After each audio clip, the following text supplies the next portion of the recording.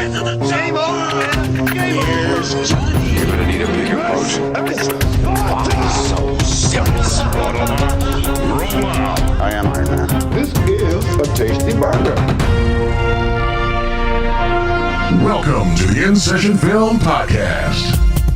Welcome to episode 88 for October 26th, 2014, and I'm JD Durand. And I'm Brendan Cassidy. Well, Brendan, thanks for being here on the show this week. Blake is once again not here with us, but this time it's not because he's sick or because he has something else going on. It's 1,000% my fault on this one because you suck, man. Of logistics reasons. So all your fault. I had to run all the way down here, be here right now. So thank you for that, man. Thanks for being here. I have to make a huge apology on air to Blake for him not being here. It was completely my fault. But thanks, Brendan, for being here. Sure kind of last minute. But this week's show is going to be a lot of fun. There's a really nice theme, I think, leading into this show. So, to explain, I'm drinking coffee out of a mug that says Florence Nightingale Museum, which is in London, England. My Detroit Lions earlier today won against the Atlanta Falcons in London, England. We're discussing a film which stars an actor that was born in West London. And our lovely, awesome guest, Arcturus, from one of my favorite podcasts on the planet, the MGCTv Podcast, also from London, which pretty much nails the theme of the show. Arcturus, thanks for being here, man. It is an absolute pleasure to be here. Thank you so much for the invitation. I'm really honored. Thank you. Absolutely. Like I said, your podcast is one of the best on the entire planet. Wow. Kind words. You're too kind. You are too kind. I absolutely love it. Tell us a little bit about your show and where can people find it on the internet? Well, our show has been on life support for the past probably six months. We used to put out a show at least once a week, a regular bang show and movie reviews ad hoc. But in any case, you can still find them on www.mgctv.co.uk. We're on iTunes, we're on Stitcher. You can find us all there. I think Podfeed we're on as well. Yeah, it's still worth checking out, ladies and gentlemen. There's a great bunch of shows on there in the archives, especially one. I think the last one we put out with yourself, JD, didn't we? Yeah, the one about the fantastic forecasting. That is on there. That is still very funny. I laugh. It was a great show. Yes, I'll have to check that one out. So please, ladies and gents, if you're listening to my voice and you think somehow you might want to listen to me and a few other another bunch of jokers talk about movies, then go to www.mgctv.co.uk. Yeah, definitely go check it out. I cannot recommend this enough. It is an amazing show. So yeah, I'm so glad that you're here, Arcturus. It's definitely good to hear your voice once again. Thank you. And on this week's show, we're going to be discussing Daniel Radcliffe's latest in Horns, which got a nice VOD release a couple weeks ago. And going off of that, but also kind of in the Halloween kind of theme, we're also going to be discussing our top 3 monsters or creatures in a horror film. And for our discussion segment this week, we're going to be doing something that sounds a little familiar if you've listened to other shows, but we're going to be doing something called Ranting and Raving. And trust me, there is a lot to rant and rave about as of lately. So that will be a fun discussion for sure. Before we get into it, though, I'll toss it to you first, Arcturus. How was your guys' week? Well, I had a fairly eventful week. I mean, work is very busy at the moment, so my days are literally filled with, going to work at the hospital, coming back, trying to write some research and trying to organize bits and pieces. So the weekend comes and I'm just able to relax. Nice. So yes, the week is busy and the weekend is very relaxing. So all in all, a good week. Very nice. What about you, Brendan? Why would you even ask me that? Because maybe there's something else to talk about. No, there's nothing to talk about. Penn State lost. Although they had a great comeback, they still lost. I was rooting for them hard because I hate Ohio State. Oh, so. You and me both, my friend. But was but rooting yeah, hard. but I'm still kind of depressed off of that. In many ways, I kind of wish I was actually at that game because that was one of our big whiteout games for the year. And if you were watching the game, The you saw atmosphere everyone was awesome. everyone was wearing Yeah. white. They had their white pom poms. They had some guy dressed as a giant shaggy dog, all in those white pom poms, that was littering the field with it too. And I was surprised he didn't funny. get kicked out because they get very strict about things like that. But no, it was still depressing. I'm still trying to get over it. I might drink myself silly tonight. There you go. We'll see how my Steelers pull it off later tonight. Sure. Well, people tell me that Michigan played Michigan State yesterday. I don't know. I didn't really watch much of it. You're probably better off. Yeah.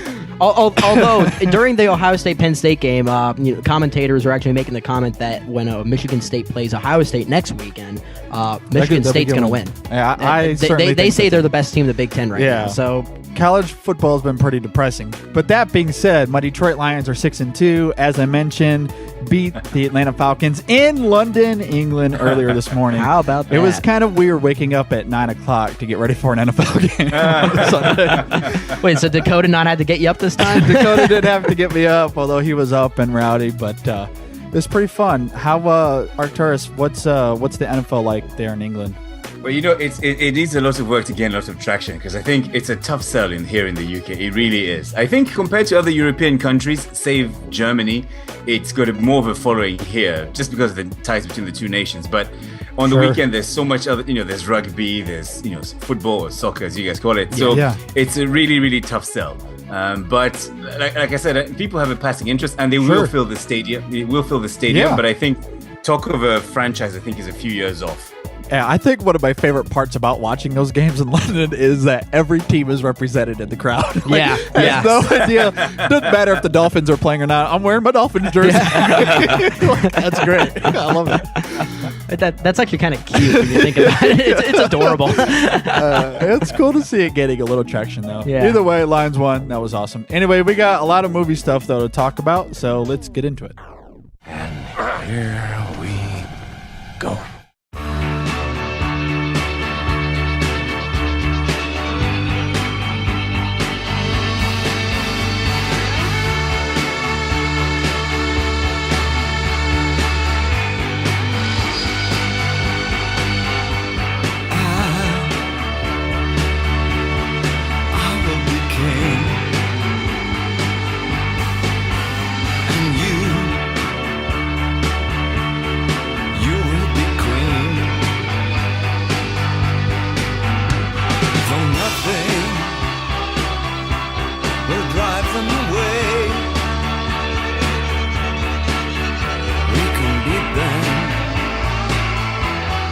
Just for one day, we can be heroes. Just for one day.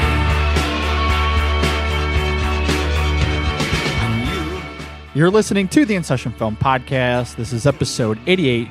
Brendan, I'm going to love you for the rest of my life.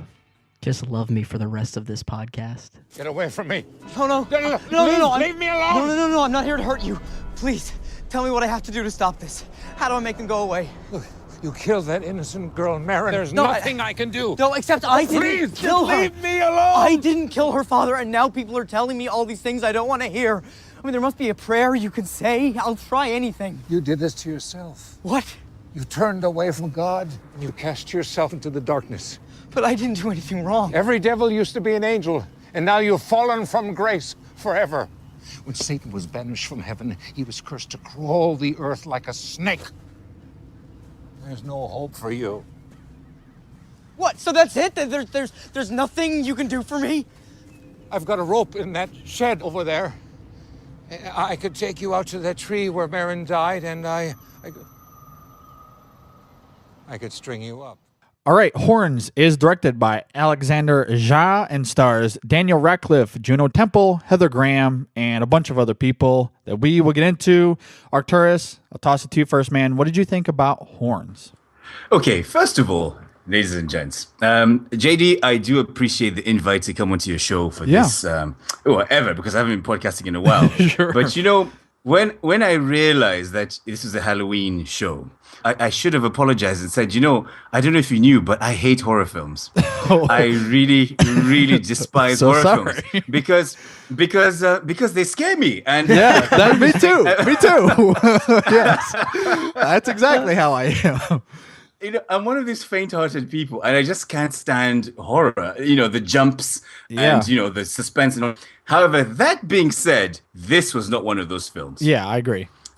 This is not one of the films that made me jump. In fact, I'm not entirely sure whether this movie was serious or if he knew what he wanted to be, because you guys very intro you just made to this podcast where you sort of said Daniel Radcliffe's line, one of the opening lines, in very sort of sarcastic fashion. Because I as soon as the movie opened and I heard that, I literally went, "Oh, seriously?"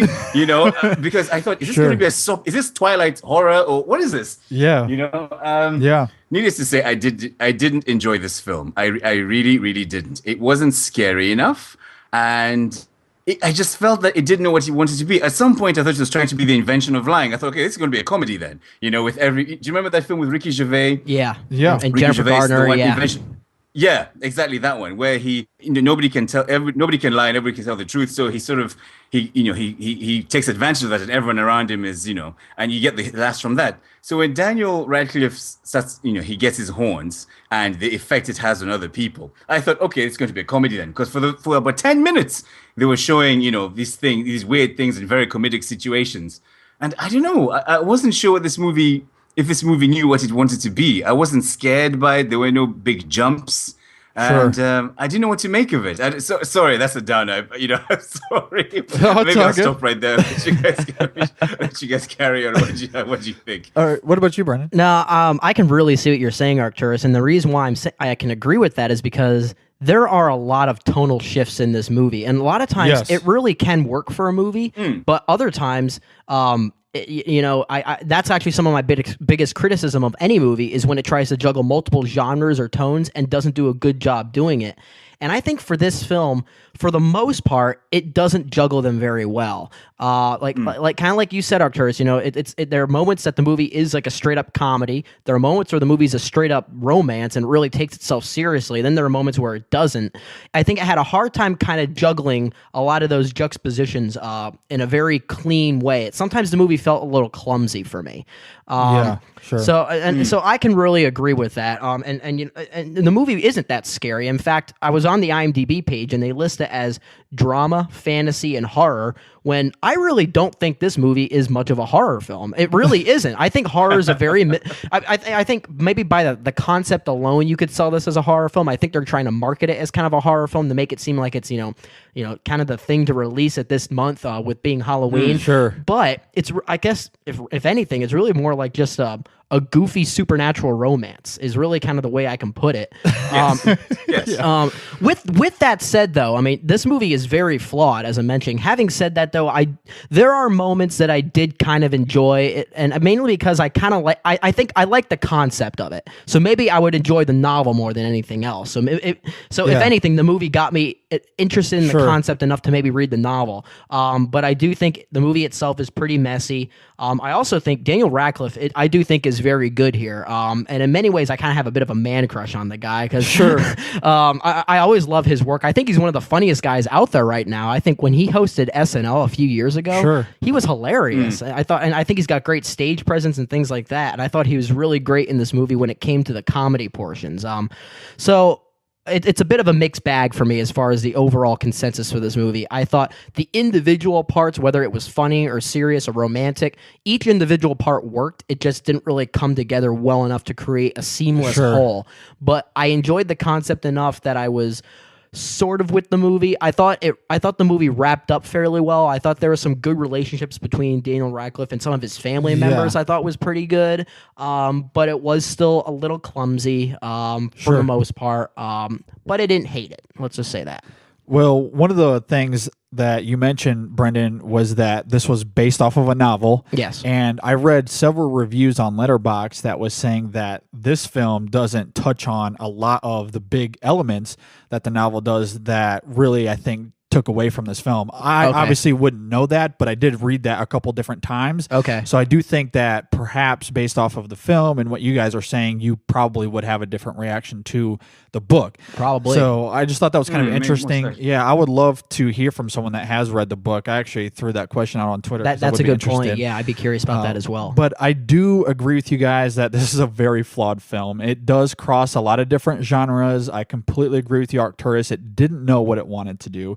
There is a lot of tonal shifts in this, as you were talking about, and it does feel very disjointed and even incoherent at times.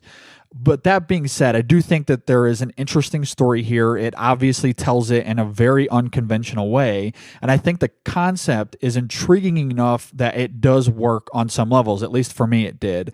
I think the mystery and how that plays into the concept here is a little alluring. I think it's a little presumptuous at times, though. But I like Radcliffe. I think he gives a really passionate performance. He's very funny, as you were touching on, Brennan. I think he's really good here. And I think at the same time, why you guys are saying that this isn't necessarily a horror film, and I don't disagree with that. I do think, though, that there are horror elements to it, even if you have to look beneath the surface a little bit, because the film does explore the darker, secretive side of people. They kind of do it in a comedic way, but at the same time, it was very disturbing seeing these people kind of reveal like these deeper secrets that they have, or these different passions that they're not portraying on the surface, as to kind of assume that everyone has something to hide. Right. And I think that was kind of interesting, especially the way that it plays into the concept here and what they're trying to do. I do think that its themes and its metaphors are too heavy-handed, which is my biggest criticism of the film. It was very obvious. Very and I had obvious. that note down. It was painfully obvious. Yes. Very obvious. And they even spell it out at times. Like, there's dialogue in the film where the characters say what the metaphor is. Like, and it's like the opening line of the movie. The opening voiceover narration is exact. Yeah, exactly. And so, and even some of the stuff at the end when Radcliffe's character is talking about revenge, like he actually says it vocally what's happening. And I didn't necessarily need that. It kind of goes back to our discussion we had about the judge, Brendan, where the metaphors and the symbolism there was too much. Like, tone it down and it could work, because I could understand what was going on. I understood the character and his motives and what was happening to him. You didn't have to go over the top with it. And that was my biggest problem. I do think the ending is flat. I think the third act is a little predictable and formulaic. Like you, though, the final sequences with the family, with the girl, I did appreciate. And that's what I liked, because I will agree with the ending. I'll get to that later. So while there is different tones to the film, there is things enough for me to appreciate here. I did like the heart of the film, and so I agree with you. I liked this movie overall. I didn't hate it, but I certainly didn't love it either. Right. No, I think you're both being very kind to this film. I was waiting for that. That's why I paused here. I was waiting for that kind of response. I was like, yeah, let's bring it on. All right, let's hear it, Arcturus. You're being far too kind to this film. I mean, seriously, the writing of this film, I thought was ridiculously lazy. I mean, I can see that. Yeah, and I don't necessarily disagree I'll with agree, it. yes. Yeah. I wanted a bit more depth to the characters. Okay, so the story is about this girl who tragically meets her end, and her boyfriend who feels, due to some event. Okay, I'll give a minor spoiler here. Right, Daniel Radcliffe's character, just before she dies, she breaks up with him, and part of the mystery is why did she break up with him, and it's part of his frustration in the film is trying to find out, and he discovers all these things about her life. So when that's I thought, okay, this is interesting. But I don't know if you've read. I don't know if you've read a book called "Far from the Madding Crowd." It's a very, very old novel by a guy called Thomas Hardy, where essentially I think it's the archetype of. Oh, it's not the archetype. One that sticks most in my memory, where you have one woman who's very desirable by 2 or 3 characters, and each of the men who are chasing after her see something different in her. So, for example, there's a farmer who looks at her and he thinks of her as this very steadfast woman, etc. Then there's a glitzy guy from the city who thinks, oh, she's beautiful, she's going to be my trophy. So all these men try and possess her because they think, they only look for what they want from this woman. And the story is really about how none of the men actually understand her, So it's always been, whenever I see these films where there's this desirable woman and they never give you much beyond why all of a sudden she's desired by everyone. Like 3 or 4 different guys wanted her in this film, and they never really touch on what it is about her that made her so desirable. Maybe she's just awesome. But his point, though, that's not enough. I mean, in many ways, I won't argue against that because I mean, the movie isn't trying to be about that, but at the same time, since it was trying to have some dramatic tendencies and trying to make you feel like you were caring about the characters, if it went that extra route, it would have worked. I mean, heck, a movie like There's Something About Mary did a better job at that than this one did. Yes. Sure. Well, exactly my point. See, if you want me to care about this character, it's like every time, oh, this idiot loves her as well. Oh, God. And this guy, too. What is it about this girl that everybody loves so much? So in the dramatic elements, the fact that they didn't flesh that out didn't work for me. So that's one thing. Second thing as well was there's something about mythology in a movie which just needs to be explained a bit more. I never, take The Crow, for example. I know it's not a horror, but okay, it is great injustice. The spirit comes out, brings it back to, right the wrong. I never really understood why he suddenly got blessed with the power of the devil. I thought, okay, why has this happened? Maybe I missed this. Maybe it's gone over my head. Why is she this, I never understood why the powers came to him. Was it just to solve the mystery? If that's the case, then fine. And then they sort of brush over a few things, which you sort of use your previous movie knowledge to work around. The whole concept of everyone forgets that the horns are there for a split second. You sort of allow that because you can see how it's happened in other films you've watched. You see what I'm getting at? They're asking you to fill in a lot of blanks. Not that I want things spoon-fed to me, but it just meant that as I'm going halfway through the film, I'm getting frustrated because I don't believe the characters. I'm not seeing enough of the mythology to understand why it's happening. And I've got this teen romance happening, which I couldn't care less about. And I've got this half-hearted comedy and half-hearted horror. So in the end, I'm sitting there just glancing at my watch going, oh, well, I can pause it now, eat something, that kind of thing. I don't know. I just felt that I don't know if it can be fixed, but I don't know.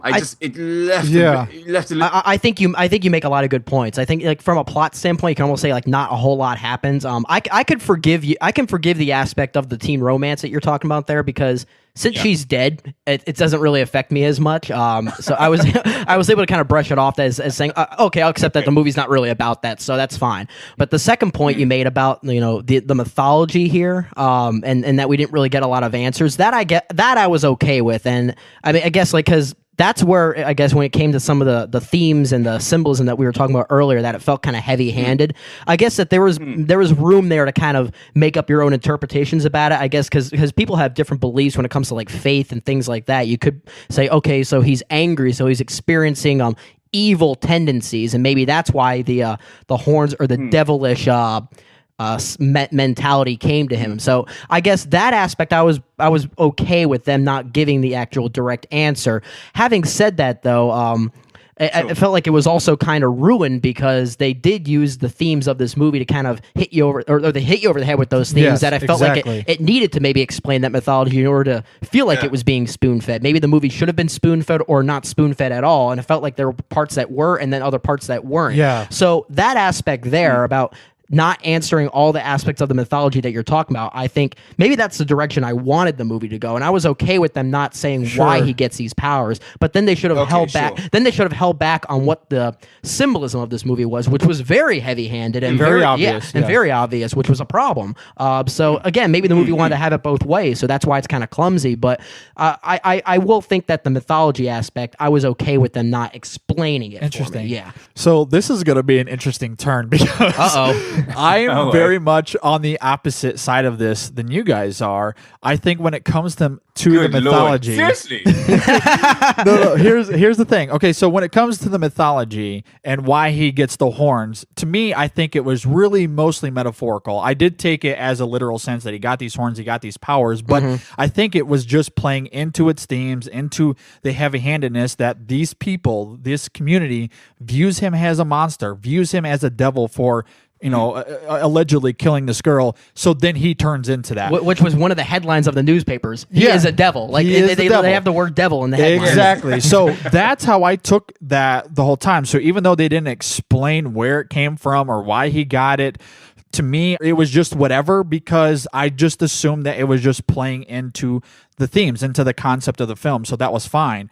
It was the mystery with the girl that was alluring to me. That's the part of the film that I was interested in. And I know, Arcturus, you didn't get a sense of why these guys wanted this girl, but for me, it really just came down to two guys. It came down to Daniel Radcliffe's character and his brother, and that's pretty much it, at least for me. And while they do play into that enough, maybe they could have done more. I was perfectly fine with it. I think they set up the relationship between these two characters fine enough for me. And I think another reason why I like it is because of Radcliffe's performance. I think he gives a lot of passion here, and he really portrays him trying to prove something. And I think that makes him dangerous. And I think it also makes him a sympathetic character at the same time, which is very ironic given the sense that he is the devil in the same movie, but you're rooting for him. And I think that, to me, is why I was intrigued by it. I think that was what was compelling about the film. And the reveal of what's happened with the girl and their relationship, to me, was heartbreaking. It was poignant. I was on board with that aspects of it. So ironically enough, which is weird for me to say, it was the romantic angle of the film that was the most coherent to me, and not the main concept of the film and its over-the-top metaphors that they were going for. That, to me, was the very messy part that didn't work for me. You could take all that out, just do the romantic stuff, and oddly enough, it would have been a romantic comedy that would have been an okay film for me. That was the part, to me, that I liked. That's pretty interesting, because I will agree that that's where I was a bit more invested in where the story was going. But I think it was mostly because of Daniel Radcliffe's performance that you mentioned. He was amazing. Yes. His relationship with the people around him, especially his family and some of his friends, and the way other people treated him. But the romantic angle wasn't really the reason why I was invested in it. Not to say that it was a bad thing, but I mean, I kind of agree with when when Arcturus and I were kind of talking about that, was that there really wasn't much of a flesh out with the romantic angle. I mean, because maybe they didn't really explore her. It's enough. not perfect. It isn't. It isn't at all. I mean, and I mean, she is dead, so there's not much they can really do aside from like flashbacks and which things is what like they that, do a lot. Which I think that flashback scene in this movie is way too long. It felt like it was half the movie. Which for me. one? The very first one where they're young kids. Yeah. I thought that was way too long and a bit heavy-handed. I thought it felt like it was like 30 minutes long, even though it was only like 10. But it felt like it proved its point a third of the way through, and then it just kept going and going and going and going. At least that's how it felt for me. But the romantic angle, it's not bad or anything like that. It's just not really there. But there are other reasons why I was invested in where the story was going. Mostly because of Radcliffe's passionate performance, and his humor here is actually pretty funny too. It's great. The scene with the reporters, I thought was quite. That was great. That was brilliant. One of the best in the movie. Yeah, but I mean, I can sort of agree with where you're going with that. Yeah. Did you have something to say, Arcturus? Yes, I did. What I was going to say was, you touched on a very good point, Brandon, about the length, when you talked about the length of one of the segments, because overall, I think this movie was far too long. 2 hours. 2 hours for this story. I will agree. I don't disagree with that either, yeah. You know, it was, I just, like you said, there were many segments I thought this could be a lot sharper. I don't know. I mean, it's you guys have repeatedly talked about how Daniel Radcliffe's performance was amazing. Now, confession, I have not seen a single Harry Potter film, but I have seen. Wow. I've seen a few. I'm Lord of the Rings fanboy. Nice. J.K. Rowling, Steve has got a single wish to body that. So I'm flying that flag, but it's essentially. So I haven't got much to judge him on, to be fair. And he did a very good job. So whether or not it was most groundbreaking performance of his career, I'm not sure, but it was very good for what it was. What I did want to touch on was how pointless Heather Graham's cameo was. I've seen Heather Graham in so many sitcoms, and I think she was in the most recent episode of Californication, and she seems to be playing the same character in all these films. I.e., some hottie who essentially wants to be more famous or make it big. And this is a different point for another podcast, I'm sure. But I just remember thinking, was there really any point? What drove her to this? What drove her to play that character? Was she there in the book? Was she there in the novel? Or was it somebody thought, hey, let's get Heather Graham to play the same role in this film? Because even when she meets, when she gets her comeuppance, so to speak, I remember thinking, that's a bit harsh. I felt sorry for her. I think, well, small town, waitress who wants to get 5 minutes of fame. Is that really such an evil thing? I felt she got hard done by the most, if you ask me. Well, I think there's more we can dive into there, but for the sake of time, we got to move on a little bit. So, any final thoughts, and what grade would you guys give Horns?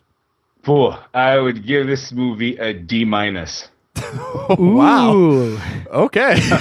What about you, Brendan? Eat it. No, there is a lot we could still talk about with this movie. Just like you said, for the sake of time, we got to kind of keep going. But I overall enjoyed this movie mainly just because of the concept alone. And normally that doesn't really happen for me. I think it's more about how a movie's about rather than what it's about. But there was enough of a story. The story here was intriguing enough for me to kind of get with it, and I did like. I wouldn't say Daniel Radcliffe's performance is groundbreaking or anything like that. I just like the guy. For some reason, good. every time he's on screen, fine, yeah. I get interested in what he's doing. I think he's either very funny. I think he could be a very good dramatic actor sometimes too. And he's good at playing like an everyday man for some reason. For some reason, the characters he always plays are maybe just because of him alone. He's very relatable. Yeah, sure. And it's very interesting. I was going through the trivia section to hear that the original lead for this movie was actually supposed to be Shia LaBeouf, but he turned it down. And I gotta say, as much as I think Shia is a great actor, thank God. I'm actually happy this went to Daniel Radcliffe. I think Shia would have been great, actually. I think he probably would have been great in a different way, but we wouldn't have gotten the Daniel Radcliffe performance, which I'm kind of happy with, and I like seeing him in movies. But having said that, overall, I was with this movie for the most part, but it's a very jumbled mess. So at the very best, I would give this a B-. But that's the best I would give it, only because I enjoyed enough aspects of it that I feel like a C+ or anything in that range would feel like I was being too harsh. So maybe like a B, maybe like a B double minus or something. B double minus. But that's okay. B- is what I give it. Well, going off of one of the last things that Arcturus was talking about with the Heather Graham performance and with her character, I do think it is kind of interesting. And I kind of touched on this earlier about how the film does explore kind of the secrets that people hide. And I think it does ask the question, do we all have something that we're hiding? Mm-hmm. And in this instance, whenever these people, and it's not just her, there's many, many characters throughout the film, when they come across Daniel Radcliffe and his horns, we do see the darker side of people. And it comes across very comedic or very sarcastic in some ways, but these people are being very serious. And of course, Radcliffe's character, the way that he reacts to it, I think also makes it feel a little awkward at times. And with the Heather Graham thing, I would be on the opposite side of Arcturus once again, in the sense that I do think what she does is pretty evil. In fact, I would have a few choice words for her that I won't say on air for the sake of editing.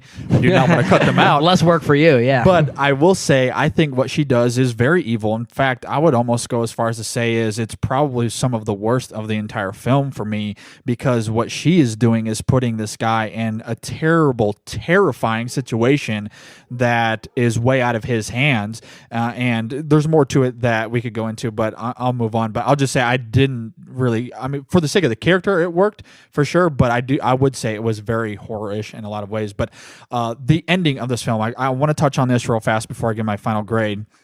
I thought was very formulaic and was very weak for me. The actor, the name is escaping me, but the one that plays the lawyer or his brother in the film was bad. I did not like it at all. I thought the visual effects at the end were pretty atrocious, very bad. There's a little turn that happens with Radcliffe's character that, again, I understand the symbolism, was too heavy-handed and was not done very well.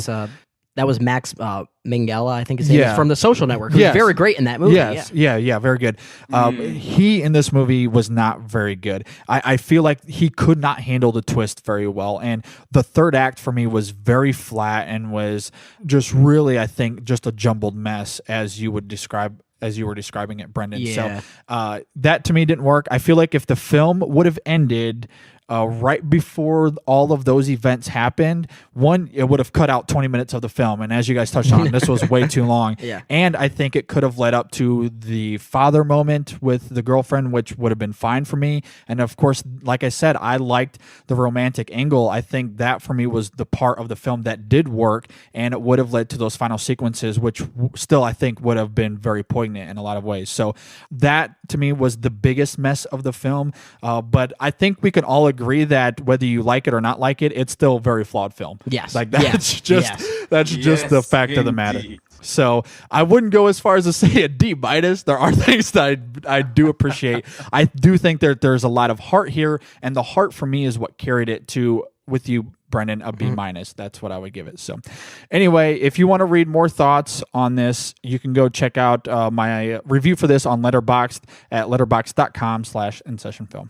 And if you agree or disagree with our takes on horns, you can let us know by leaving us a comment on our Facebook page at facebook.com/InSessionFilm, or you can tweet us at InSessionFilm. And you can also leave us a comment on our Google Plus page or email us at InSessionFilm@gmail.com. And the last thing I wanted to say was that I like the soundtrack of this movie, but in the flashback scene, they played the Pixies' Where Is My Mind, which pissed me off because only one movie is now allowed to have that, and that was Fight Club. They've patented the use of that song, and no other movie's allowed to use it, if you ask me. You can send your hate mail to InSessionFilm@gmail.com. Attention, Brendan Cassidy. Why would that be a hate? I feel like people should agree with that. No, I'm just, it probably is very true. Fight Club's the only movie that can now have that. It's because it used it perfectly. All right, coming up next is the InSession Film Top 3, and we'll be discussing our top 3 monsters or creatures in a horror film. It's alive! It's alive! Stay tuned. We'll be right back.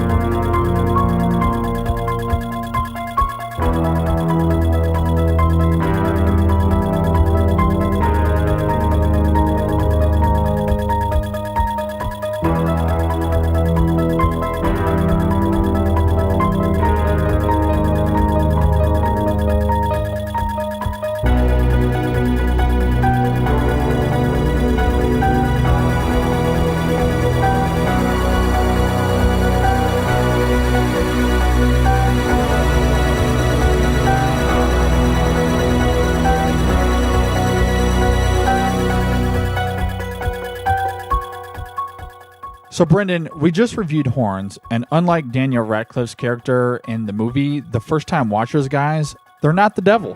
That is up for debate. Totally up for debate, man.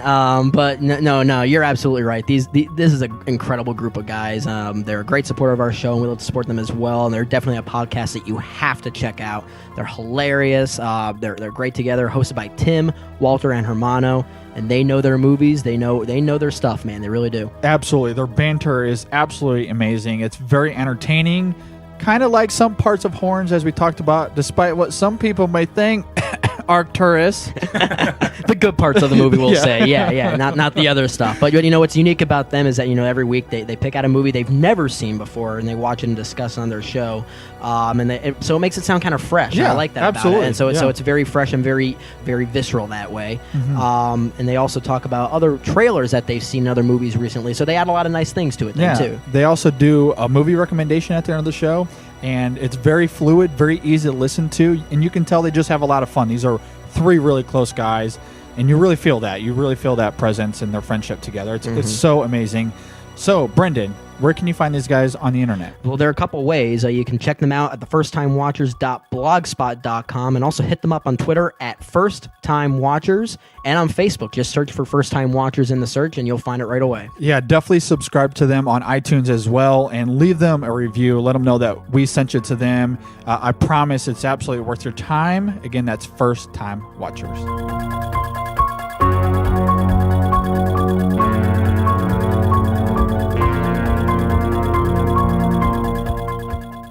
You're listening to the InSession Film Podcast. This is episode 88, and now we're going to be discussing our top 3 monsters or creatures in a horror film.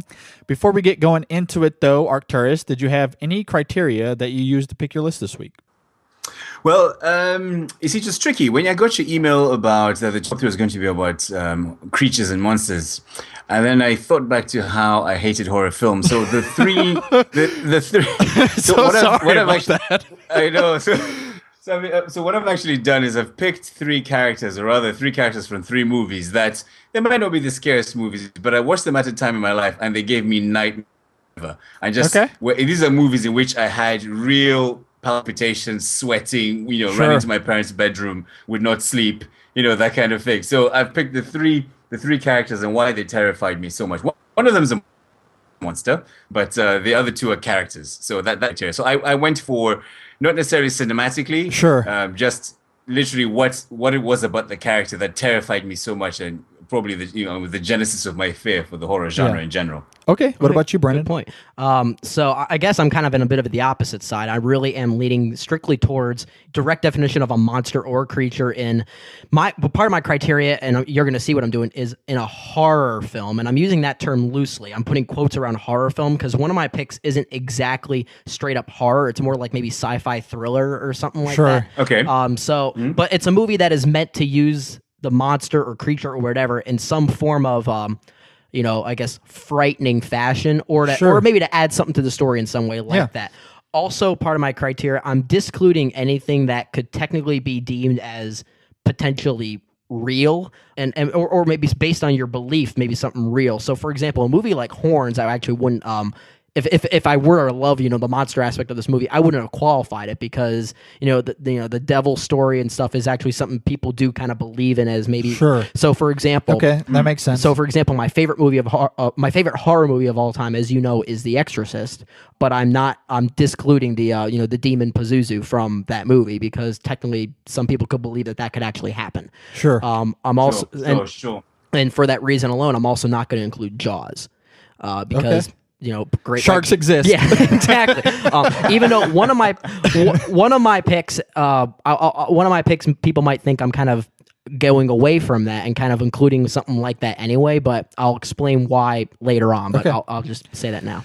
All right. Well, I guess I'm sort of in the middle of you guys. I really do think it becomes down to your definition of horror.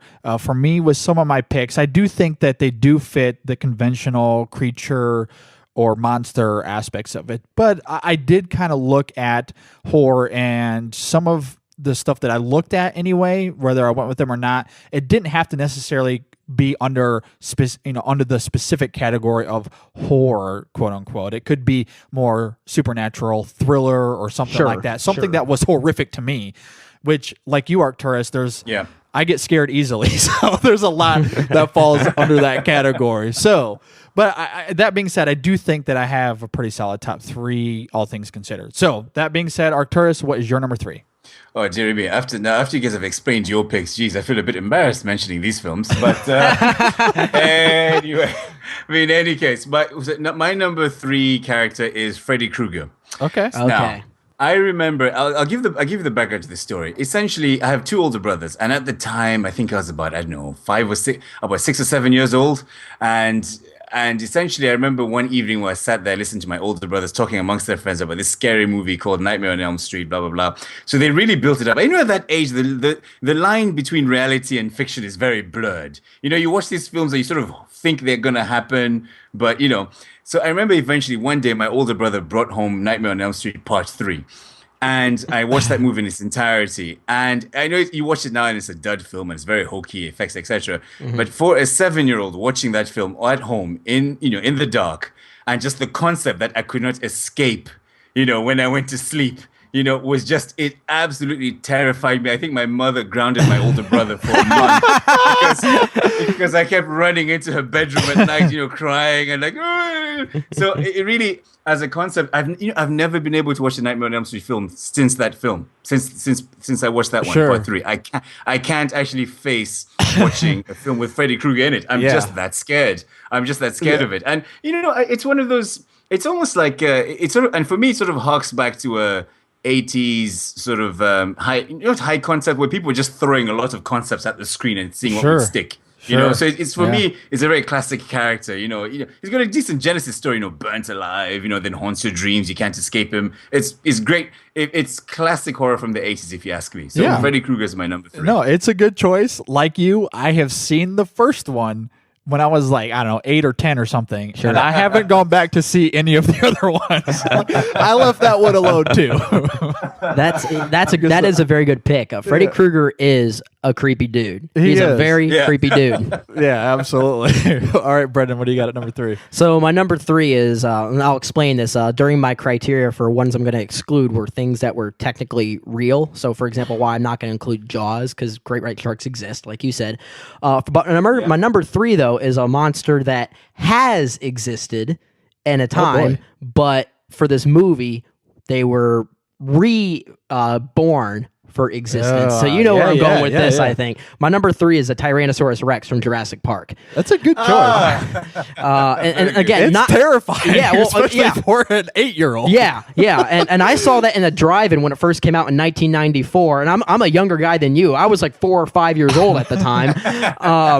And I think because they played it as a double feature with the Little Rascals, and we went to see the Little Rascals and decided to watch Jurassic Park with it too. And when the Tyrannosaurus Rex comes out of that electric fence and does that first deafening roar. Actually, no, even before that, when the goat's leg comes out and lands on the car. I mean, this is one of the most unique creatures that has even existed before, and he's so creepy. It's so menacing and so threatening. And in many ways, even though it creeped me out, it made me fascinated about. It's the reason why I was fascinated by dinosaurs when I was a young kid. Because I mean, young boys are always fascinated by dinosaurs when they're like between the ages of like 5 and 9. For some reason, I've always noticed that. At least in my elementary school, they were. Yeah. But this is the reason why I loved dinosaurs when I was a kid. Is because of the T-Rex. Yeah.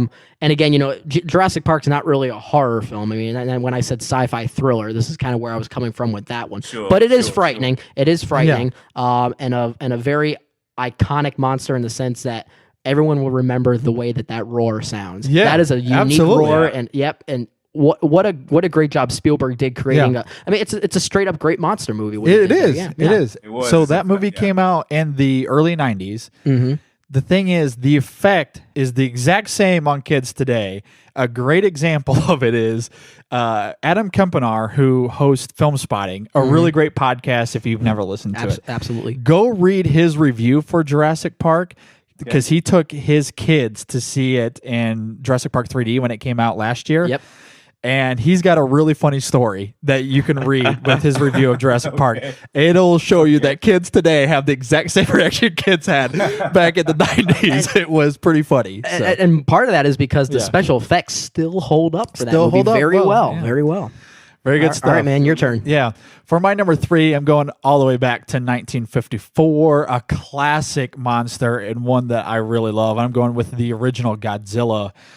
Okay. And maybe a lot of people don't consider this a horror film by today's standards, but it really has some great horrific moments, and I do think that it still classifies itself in the horror genre in a lot of ways.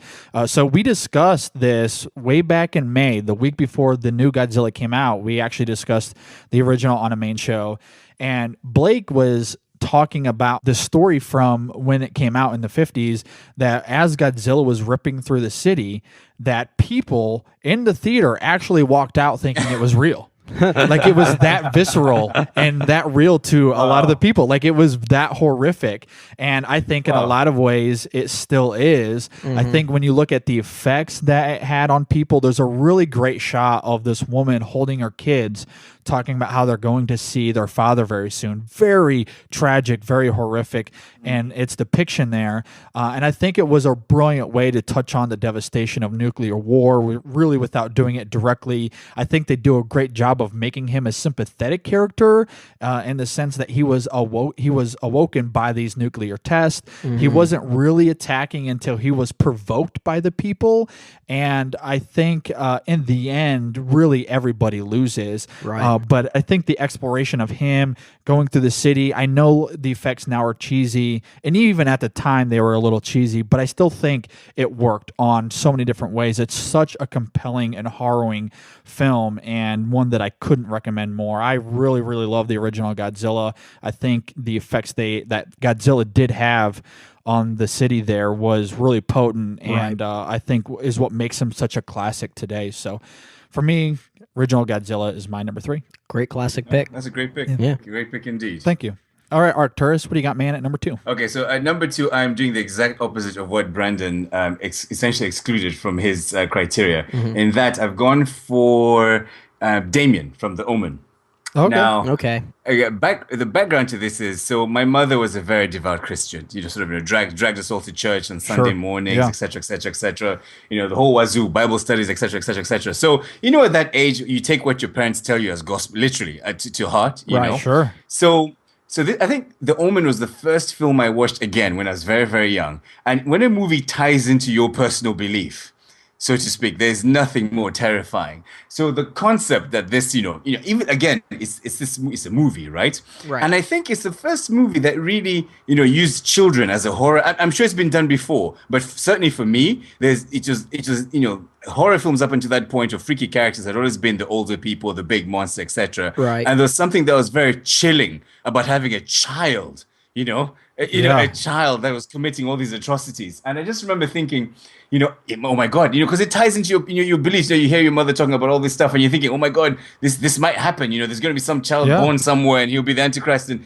it really, really terrified me, and as a concept, now when I'm older, you imagine that as a parent, you imagine having this. What would you do with this child? It's your child, but hey, it's So it's on so many levels. It really, really scared me as a child. Just for the simple fact that it tied into what my family believed in at the time. Do you see? Yeah. So So that's why it's my number 2. And that is a great pick. I love The Omen as well. I think I think The Exorcist gets pretty much all the credit for a movie like that. And that's in similar kind of genre, I guess, in the way it kind of explores faith and things like that in order to use for a horror film. Because I kind of like you, Arcturus. I do personally. I have those same beliefs. I'm a churchgoer myself, and I do have those beliefs at this point. I do right now. So that's what makes it freaky. And one thing, you make a great point about how it uses children in a horror film to kind of create that scare, but it kind of turns it on its head, because usually horror films use children in terms of like they put the children in peril to make the audience on edge, and usually the child never gets hurt or anything like that. It's kind of a cheap scare. In this one, they kind of flip it on its head and say, okay, make the child do the things to everyone else, make them be the ones causing the harm. They're the danger. Yeah, and that was pretty neat, and but it is a very creepy thing too. What looks and appears like an innocent child doing these horrible things. It is creepy. Exactly. Yeah, very creepy. Yeah. And he had the scariest stare as well. That glare he had. Yeah. Boy, it chilled me. It was fantastic. Absolutely. Absolutely. All right, Brendan, what do you got at number 2, man? So my number 2, kind of going off with children, man. And this isn't like cheating or anything, but my number 2 is technically a tie. What? Okay. And that's fine. Here when you hear what movies I say, you'll realize why I put them together. Okay. But it's the character of Eli and Abby from Let the Right One In and then Let Me In. Okay. The female vampire that the little boy kind of develops a friendship with. And it's the first time I've ever seen a vampire movie with a minor romance with it that actually made vampires beautiful. Yeah. And I love the friendship. No, there's a vampire movie that features Tom Cruise and Brad Pitt, so that's wrong. Oh, I saw that as a kid and I thought it was weird. I didn't like that one very much. You don't get more beautiful than Brad Pitt and Tom Cruise. I'm just saying. Okay. I mean, just because they were sexy then doesn't make them sexy now.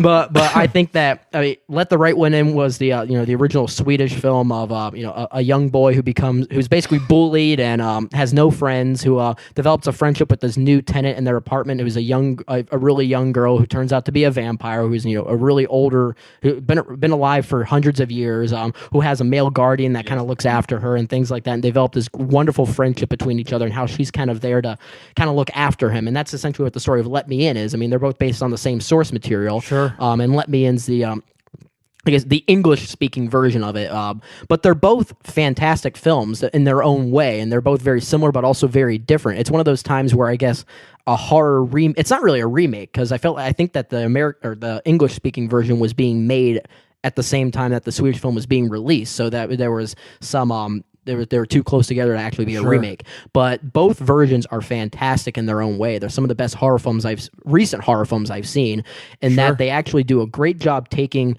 drama and real human heartbreak into the horror genre. And it's a great story about the young boy and how he's kind of coming of age and innocence lost, and how this vampire that he makes friends with kind of helps him.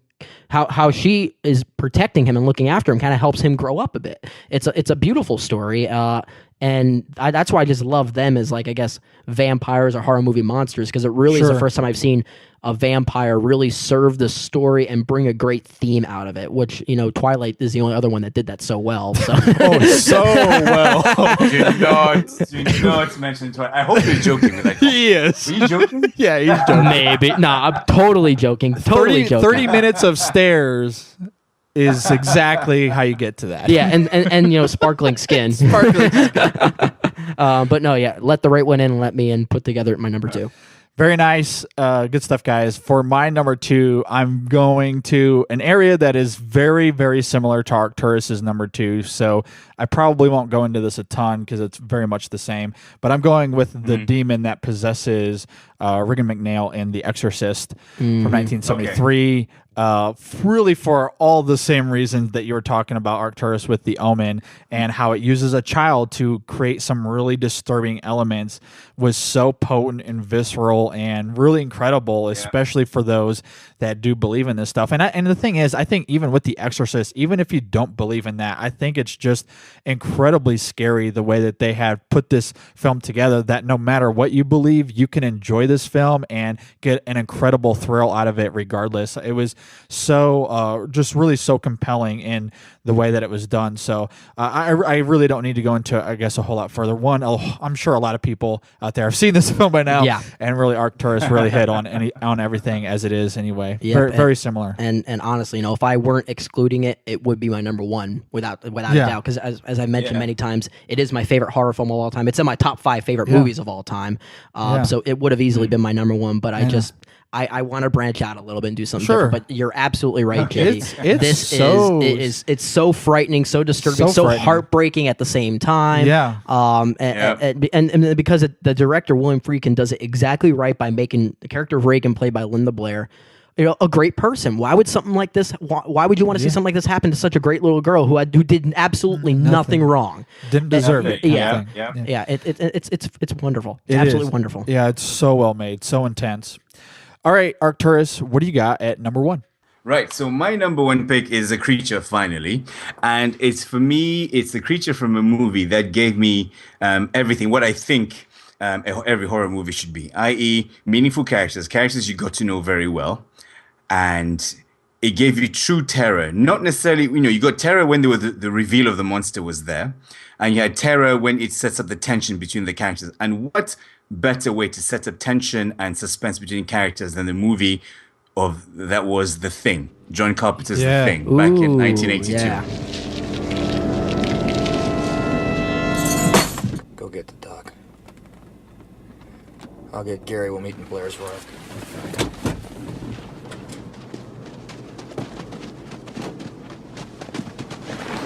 It's Bennings.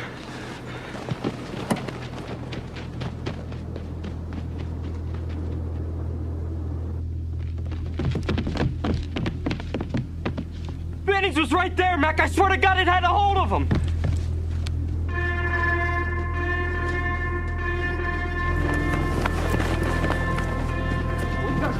Keep away! Don't touch! Back!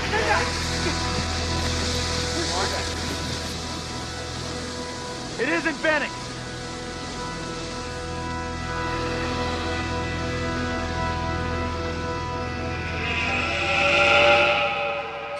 That movie, I watched that. That is one of the movies. I think I watched it a bit later from when it came out. I think I must have watched it 3 years when 3 years later. I was about I was like 7 or 8.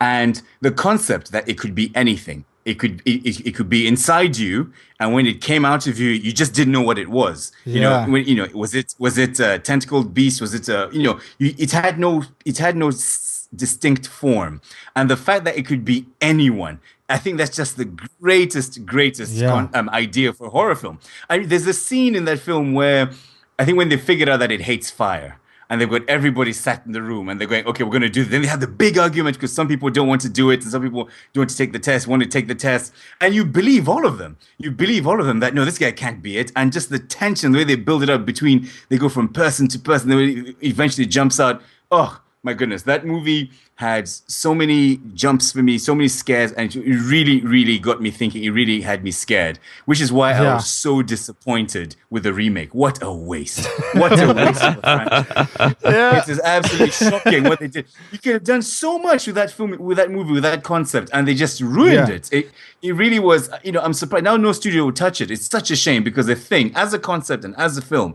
it's just amazing. I mean, now you look at it, it's very, it's very stop motion animated pop, like it's very, all the props are being pulled and everything. But as a kid, especially when it bursts out this first time out of the dog and the dog's eyes are left and right and the head is disemboweled. Oh, so not only was they gave you, it was a classic case of they gave you a reveal, and just because they revealed the monster didn't make it any less scary when it came out later on in the film.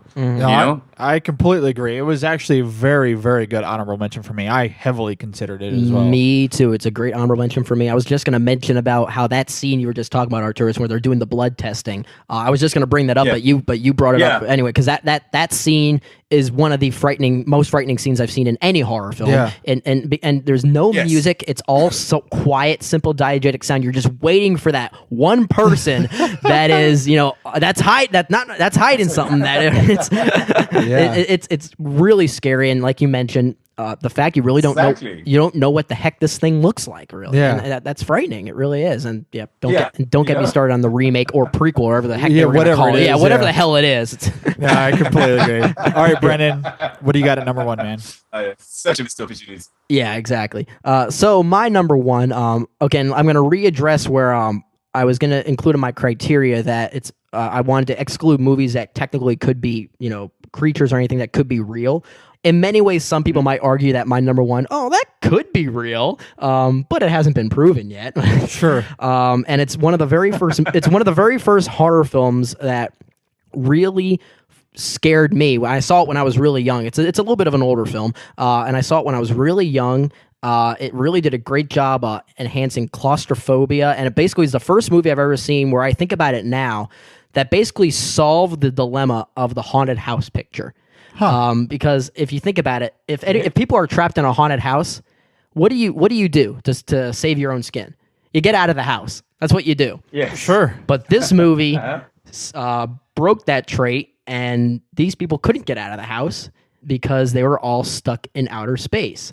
The movie, my number one, is The Xenomorph from Alien. What?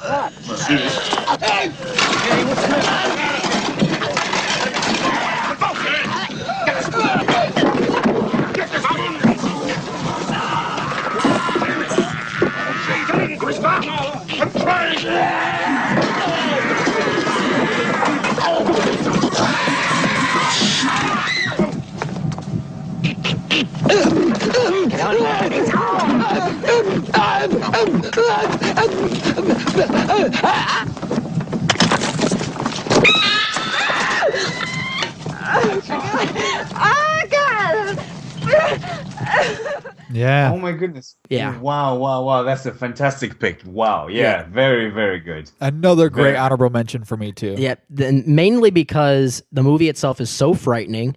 This creature was frightening, and it's one of the most unique designs of any creature I've ever seen. That second mouth that it has is just it's so cool. It's so interesting. I mean, you think about it, when you say it like that, it's like, oh, okay, it has two mouths. What's so neat about that? But the way it uses it, it kind of goes into like the science of how these things hunt, and without actually telling you about the history of it, which I thought was really cool.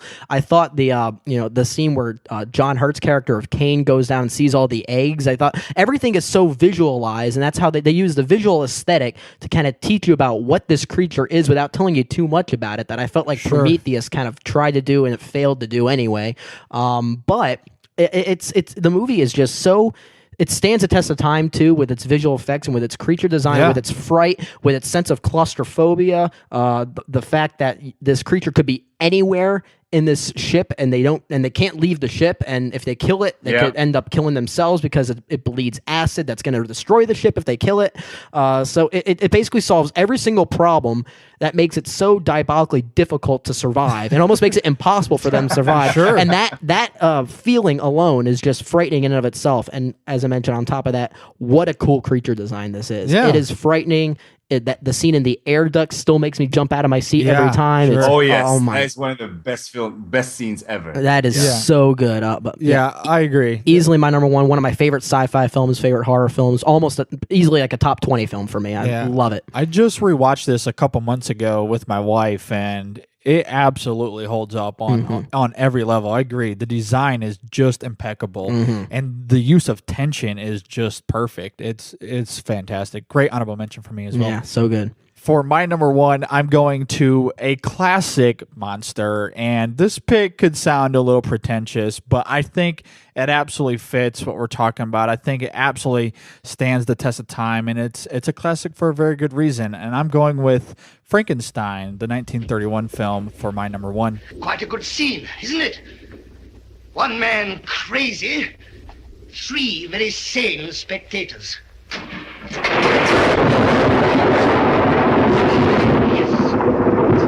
Yes, the badges.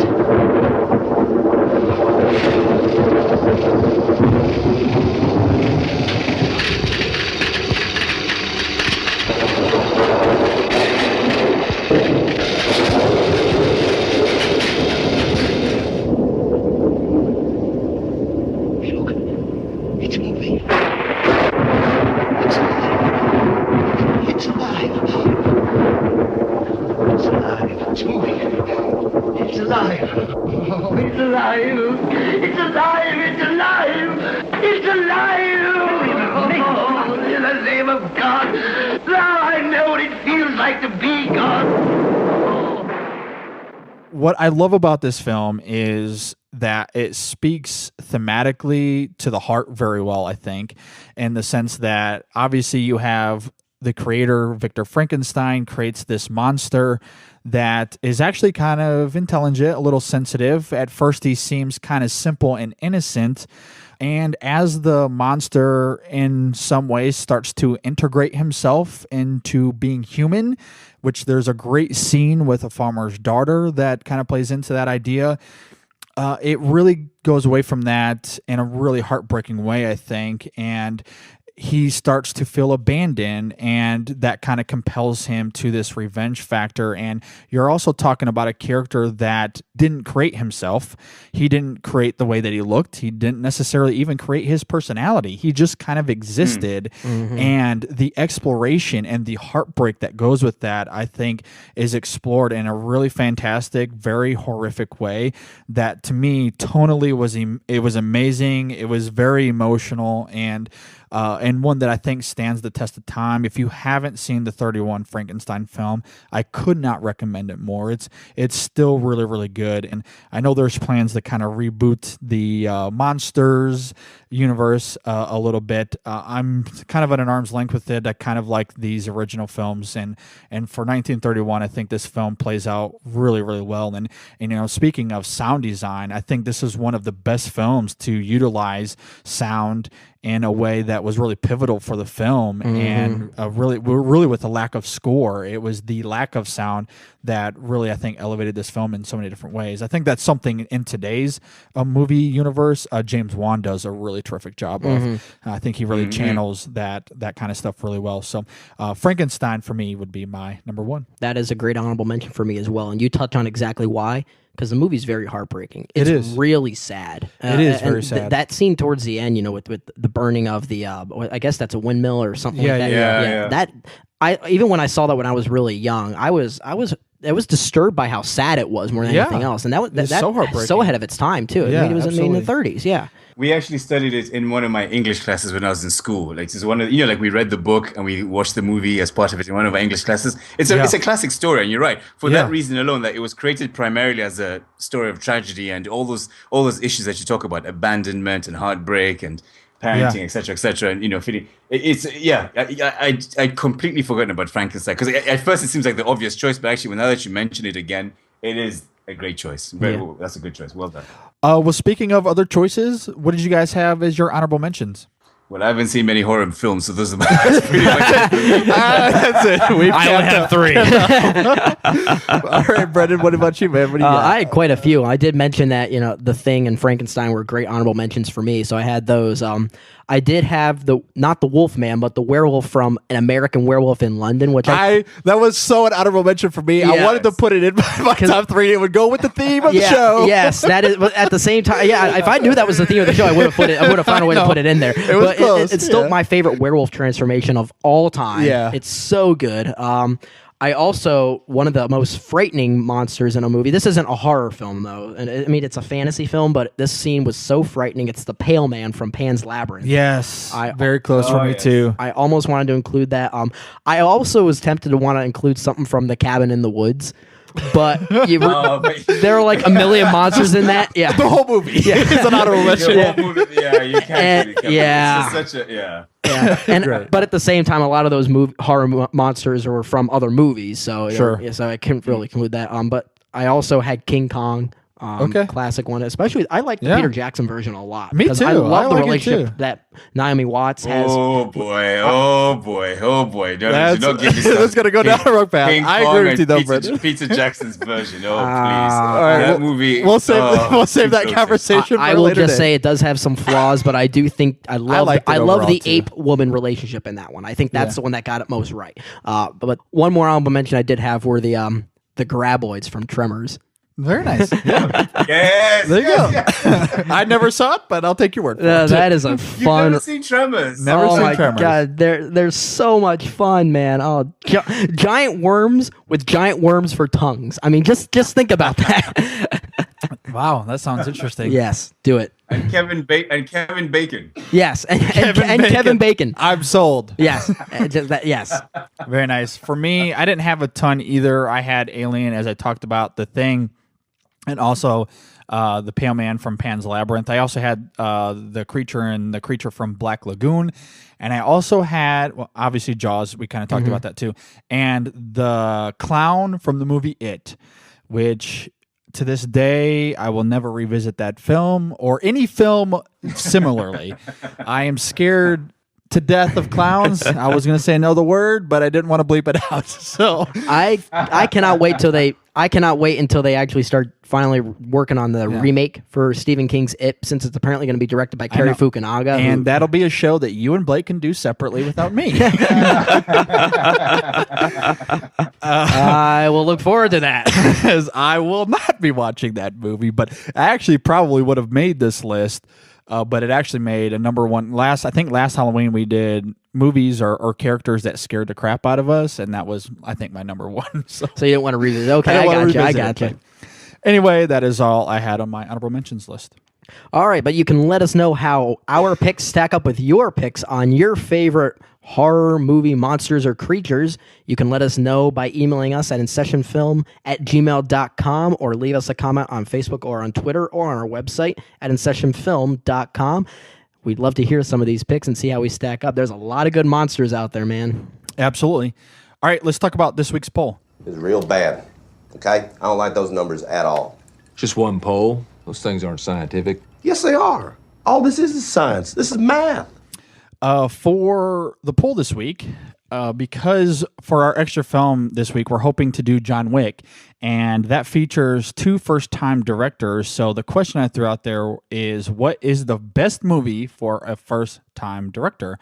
And the answers that I had was Orson Welles with Citizen Kane, Quentin Tarantino with Reservoir Dogs, the Coen brothers in Blood Simple, John Huston with The Maltese Falcon, David Lynch's Eraserhead, or Frank Darabont and The Shawshank Redemption. I'll toss it to you first, Arcturus, before I get into the poll results, but which one would you go with? Oh, it's got to be a tie between Citizen Kane and Shawshank Redemption. Citizen Kane, because I didn't watch it when it came out, obviously for obvious reasons, and it's a fantastic film. But I remember Shawshank Redemption, I enjoyed that movie. It was such a complete experience. I'd have to go for that. I love that film. What about you, Brendan? Mine would probably be another. Other? Yeah. What would it be? And I think I told you that my pick for this one was the same pick I would have had for last week's poll, which was our favorite World War II film. And it's a movie no one's ever heard of. It's called Ivan's Childhood. The movie I remember you talking about this. Yeah, the movie is written or partially written and directed by a guy named Andrei Tarkovsky, who's mostly known for films such as Solaris and Stalker. It's a Russian filmmaker in a Russian film. But his first film was this really simple war film that came out in the early 60s.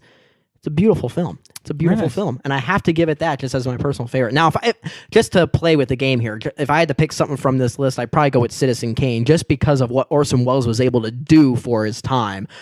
Which Very I incredible. feel like that movie is like how we would have been when we first saw The Matrix in 1999. Sure. It was such a uniquely made film, so well written, so divisive of its time. I mean, no wonder it didn't really get a lot of acclaim then, because it was just so new for people to really Yeah, they didn't know how to react to Yeah, it. exactly. Yeah. But Exactly. what he did there was so revolutionary. So from this list, I'd pick that. Personally, I pick a movie called Ivan's Childhood, directed by Andrei Tarkovsky.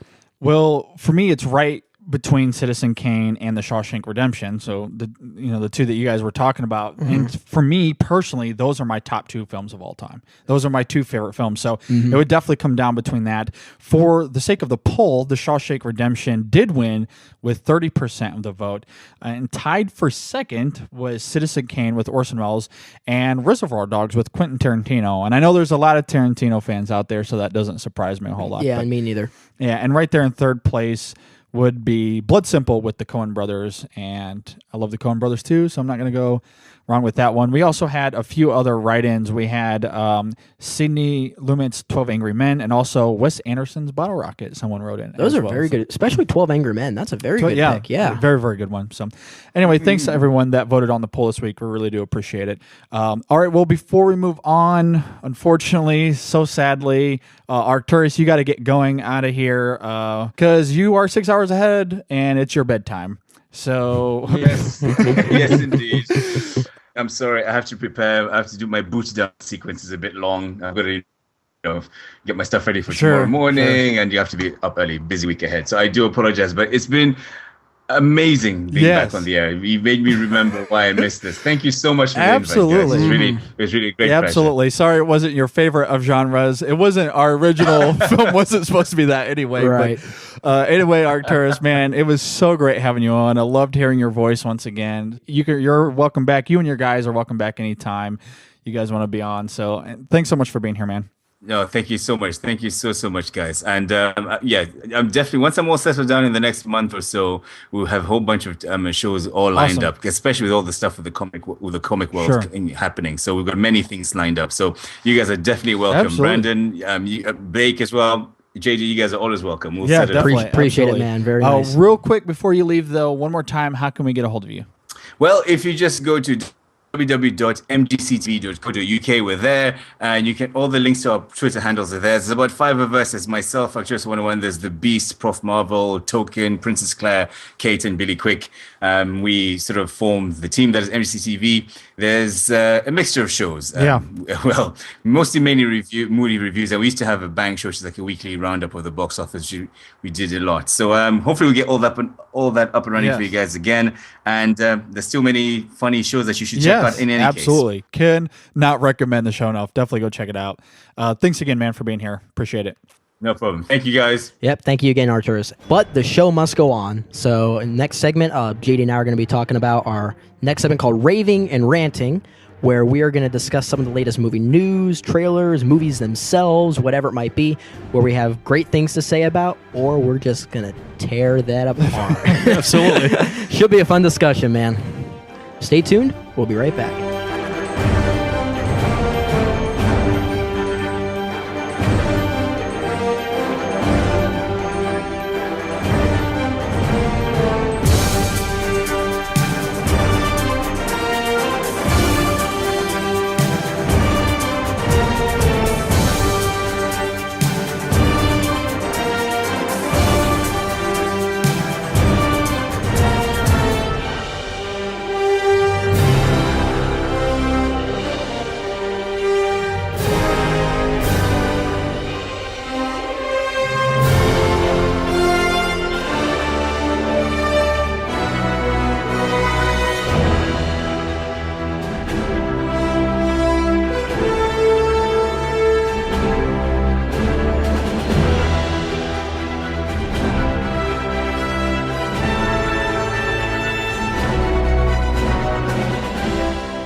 Hey guys, I just want to pause for a quick second to say a huge thank you to those that are supporting the show. If you want to help support us, there's a couple of awesome ways that you can help us out. One, you can go to our website at InSessionFilm.com, click on the bonus content tab on our main menu, and you can check out some awesome bonus content for just a small donation of 99 cents. They actually are free to listen to, but we do encourage and appreciate that small donation. It really does help us out. If you would rather, you can just go to our mostly brand new InSession Film store. So if you want a t-shirt or a mug or tie, you can get some awesome cool stuff with our logo on it that would be really fun to have. And maybe there's something there that you don't see that you would like to have our logo on. If that's the case, just let us know. Hit us up. We'd love to make that happen for you.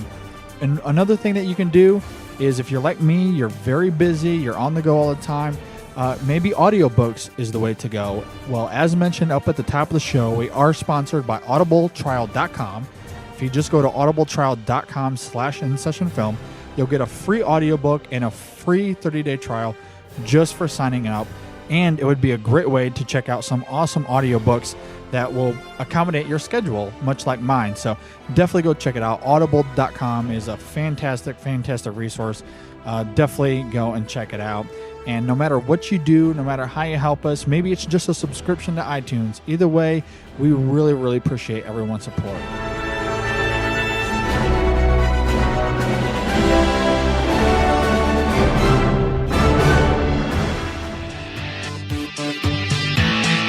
Hi, this is Greg. This is Chuck.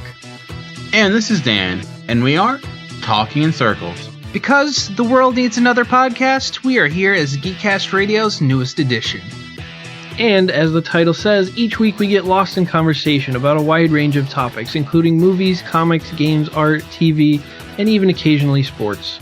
We play games and discuss pivotal topics like who would win in a fight, the Kool-Aid Man or Tony the Tiger, and examine the hot-button issues of the world of geekdom. We keep things fresh by taking timeless topics in new directions. We are simply three friends having a fun time talking about life's most fascinating foibles. Stay connected with us every Tuesday on iTunes or at geekcastradio.com. You're listening to the InSession Film Podcast. This is episode 88. This week, as Brendan just alluded to before the break, we are starting a new segment called Ranting and Raving. You're all puppets, tangled in strings.